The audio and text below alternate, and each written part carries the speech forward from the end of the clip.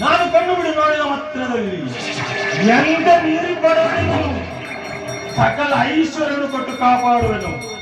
ಯಾರೋ ಯಾರೋ ನನ್ನ ಕಥಾಶ್ರವಣವನ್ನು ಕೇಳಲು ನೋಡಲು ಇಷ್ಟ ಇಲ್ಲದೆ ತಮ್ಮ ಮತಾಂತರವನ್ನು ಮೆರೆದು ಹೋಗುವರು. ಅಂದವರ ಕಣ್ಣಿನಾಶಿಗೆ ಹೋಗಿ ಕೊಡಬಾರದ ಕಷ್ಟಗಳನ್ನು ಕೊಟ್ಟು ದಾರಿದ್ರ್ಯವನ್ನು ಕೊಟ್ಟು ಕೊನೆಗೆ